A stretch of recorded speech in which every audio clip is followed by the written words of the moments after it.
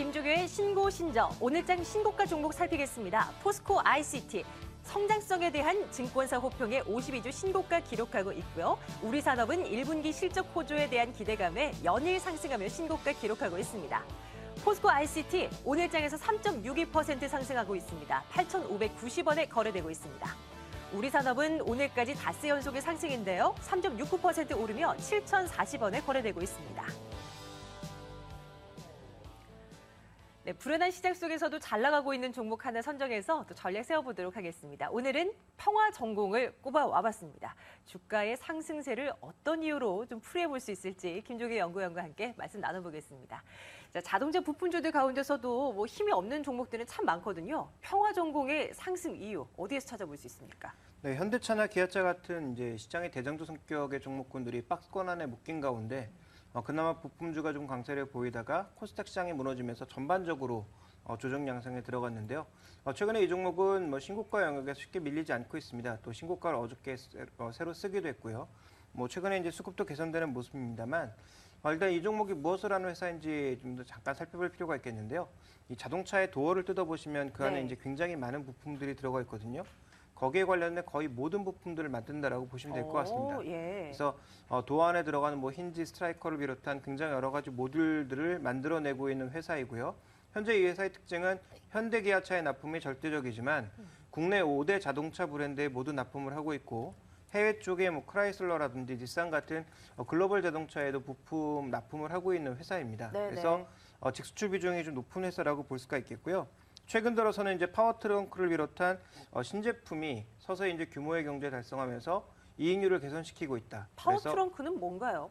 이제 트렁크를 이제 열 때 그 트렁크 자체가 뭐라고 좀 해야 될까요? 이렇게 가스식으로 이렇게 열린다고 해야 되나? 좀 이렇게 열리는 그 트렁크가 있지 않습니까? 네네네. 이제 그런 부품들을 또 추가적으로 생산해내기 시작하면서 이와 관련된 이제 모멘텀이 나타나고 있는 거죠. 그래서 예. 기존에는 이제 그 투자 관련된 충당금이라든지 이런 것들을 더 물어내야 되는 시기였다면 이제 이 부분 매출이 늘어나기 시작하면서 여기서도 이익이 발생하기 시작했다라는 점. 네. 그래서 매출은 최근에 꾸준히 상승하고 있는 데다가 매출 상승에 더해서 이익률도 개선되고 있는 상황입니다. 물론 매출이 이제 크게 늘어나다 보니까 과거에 비해서 ROE는 좀 많이 낮아지고 있습니다만 그래도 이제 10% 이상의 ROE를 꾸준하게 유지하고 있는 비교적 좋은 모습들이 나타나면서 현재 구간에서는 안정적인 매출 성장, 이익의 질이 개선되고 있다는 부분에 긍정적인 시장의 반응이 나타나고 있습니다. 네, 정말 자동차 부품주들 보면 성우하이텍을 비롯해서 몇몇 자동차 부품주들 코스닥 시장 밀리면서 함께 큰 폭으로 이제 하락세를 면치 못했는데요.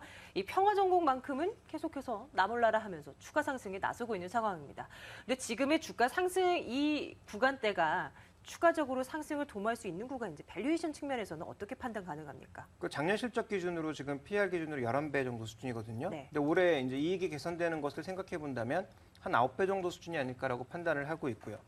그리고 PBR 기준으로 봤을 때는 한 1.2배 정도의 수준에서 움직이고 있기 때문에 주가 비싸진 않습니다. 안정적인 성장을 계속 나간다라는 측면에서 현재 밸류에이션은 적정하거나 약간 아래 정도에 놓여 있다라고 볼 수가 있겠는데 문제는 뭐냐면 자동차의 대표 종목으로 꼽히고 있는 대부분 종목군들의 PR이 모두 5배, 6배 수준으로 내려가 있거든요. 그럼 이 종목만 계속 이렇게 9배 수준을 유지할 수 있는지 네네. 이 부분이 이제 전략의 최대 포인트가 아닌가 이렇게 판단하고 있습니다. 이 전략을 어떻게 세우면 좋을까요?